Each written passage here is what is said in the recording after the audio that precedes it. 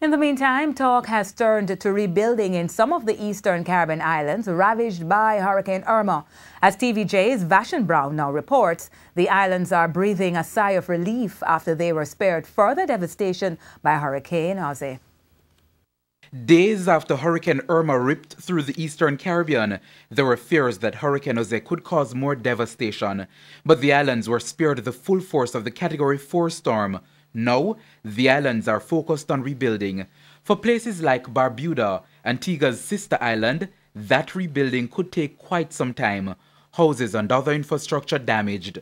The minister responsible for Barbuda affairs was asked by ABS TV in Antigua about a timeline. Maybe on a temporary basis, things like electricity and so on is going to need anything like 2 months.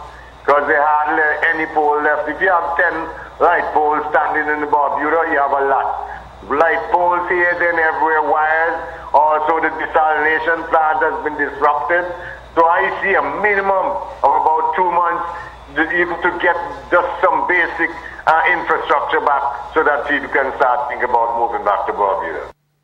In St. Martin, the focus is also on repairs and cleanup operations. In a statement today, the Dutch Foreign Ministry said St. Martin had suffered damage from wind and rain. The ministry added that patrols appear to be effective in preventing or stopping looting and robbery. It said large-scale distribution of food and water by soldiers and aid workers will begin tomorrow. Before Irma made landfall in Florida, it caused damage in Cuba. It knocked out power in a popular tourist town, which at one point was under as much as 10 feet of floodwater. Vashon Brown, TVJ News.